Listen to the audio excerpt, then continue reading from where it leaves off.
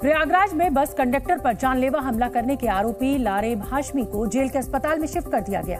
एक दिन पहले कोर्ट ने उसे 14 दिन की न्यायिक हिरासत में भेजा था, जिसके बाद हालत में सुधार होने के बाद उसे जेल के अस्पताल में शिफ्ट कर दिया गया। इस बीच पुलिस सूत्रों से मिली जानकारी के मुताबिक ये बात सामने आई कि हमले के पीछे की मुख्य वजह उसका कट्टरपंथ के रास्ते पर जाना था और इसीलिए सोची समझी साजिश के तहत उसने हमला किया था। आरोपी लारेब हाशमी के लैपटॉप की फॉरेंसिक जांच से ये बात सामने आई कि हमला करने से पहले उसने तालिबान के कई वीडियो इंटरनेट पर देखे थे। ये वीडियो तालिबानी तरीके से गर्दन काटने के थे, जिन्हें देखकर वो भी गर्दन काटने का सटीक तरीका सीखने की कोशिश कर रहा था। इसके पीछे की वजह ये भी थी कि लारेब हाशमी बस कंडक्टर हरिकेश की गर्दन काटना चाहता था और इसलिए वीडियो देखकर घर पर ही उसने चापड़ से इसकी प्रैक्टिस भी की थी। हमले के दिन भी आरोपी लारेब ने कंडक्टर हरिकेश की गर्दन को ही निशाना बनाते हुए हमला किया था और फिर धार्मिक नारे लगाते हुए भाग निकला था। जेल के अस्पताल में शिफ्ट किए गए आरोपी लारेब हाशमी का इस बीच एक वीडियो सामने आया, जिसमें लारेब ने बताया कि बस टिकट के पैसों को लेकर कोई विवाद नहीं था, बल्कि जाति सूचक शब्द से वो नाराज था और इसलिए उसने बस कंडक्टर हरिकेश विश्वकर्मा पर जानलेवा हमला किया था। जाति सूचक शब्द क्या? अच्छा, हमको नहीं बोले थे और दूसरे लोग से बोल रहे थे पब्लिकली, तो सब हंस रहे थे। अच्छा, इसी वजह से मारने की इरादा था क्या जान से? नहीं, हम तो सोचे थे कि मतलब कुछ बोलेंगे बस ऐसे, उस वक्त गुस्सा चढ़ गया। वहीं मोदी योगी के खिलाफ नाराजगी की वजह भी उसने बताई। जो नारे और लगा रहे थे, कहाँ से देखे थे ये सब? ये उनके लिए नहीं था। किसके लिए था? बस ऐसे सर, तो मतलब जो गुस्ताख लोग थे उनके लिए गुस्सा चढ़ा था, तो उनके लिए बोले। तो योगी मोदी जी को भी गाली कुछ बोल रहे थे वीडियो में, इसलिए बोल दिया ना नाराज कि ये लोग उनको बचा क्यों रहे हैं, मतलब जो गुस्ताख लोग हैं, इसलिए इनके प्रति भी थोड़ी नाराजगी थी, तो इनको लोग बोल दिया। आरोपी लारेब हाशमी पाकिस्तानी मौलाना खादिम हुसैन रिजवी से प्रभावित था, क्योंकि लारेब के लैपटॉप और फोन से जो वीडियो मिले उसके आधार पर ये बात सामने आई कि वो तहरीके लब्बैक के संस्थापक मौलाना खादिम हुसैन रिजवी की तकरीरें इंटरनेट पर लगातार सुनता था, जिसमें मौलाना खादिम धर्म के नाम पर लोगों को भड़काता है और इसी से लारेब प्रभावित भी हुआ था।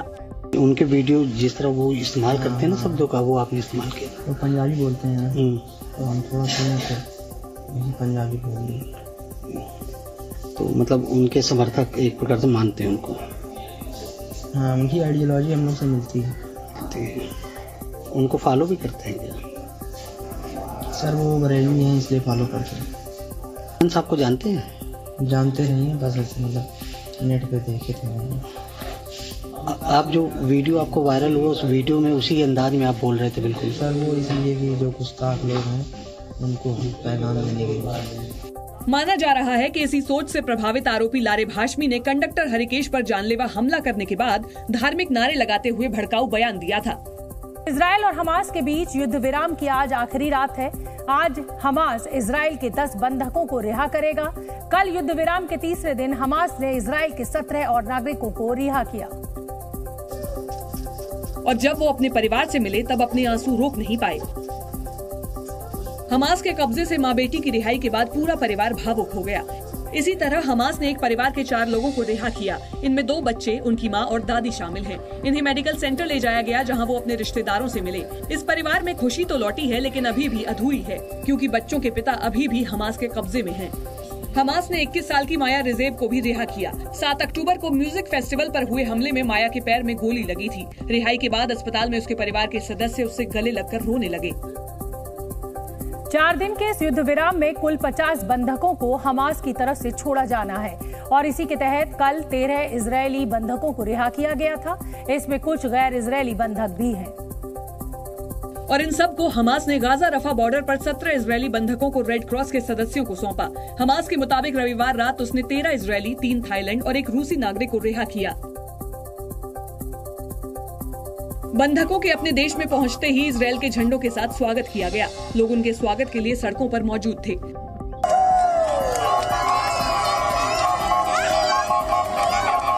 हमास के कब्जे से रिहा हुए इजरायली नागरिक जिस बस में बैठे थे, उसके पहुंचते ही लोग खुशी से झूमने लगे।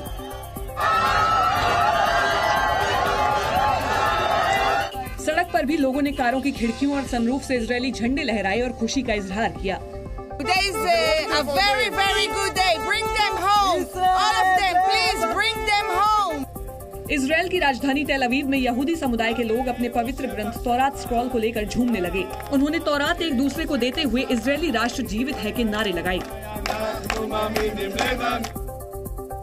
एक तरफ जहां बंधकों की रिहाई पर इजराइल में खुशी का माहौल है, तो दूसरी तरफ फिलिस्तीन में भी इजरायली जेलों से रिहा अपने नागरिकों की घर वापसी का जश्न मनाया जा रहा है।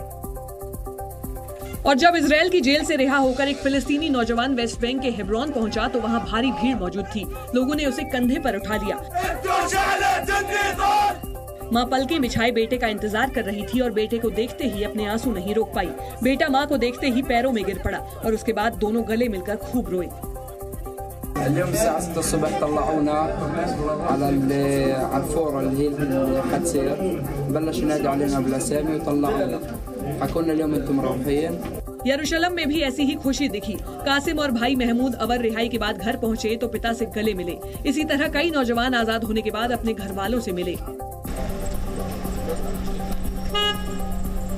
रमल्ला में माजिद फरहत भी इजरायली जेल से रिहा हुए। जेल से बाहर आने के बाद उसने बताया कि जेल के अंदर उसे पता ही नहीं था कि बाहर जंग चल रही है और हजारों लोग मारे गए हैं। रविवार को इजरायल ने 6 महिलाओं और 15 से 19 साल की उम्र वाले 33 किशोरों सहित 39 फिलिस्तीनियों को 2 जेलों से रिहा किया। अब तक 117 फिलिस्तीनी नागरिक इजरायली जेलों से रिहा किए गए हैं। इजरायल की जेलों में करीब 10,000 फिलिस्तीनी कैद हैं।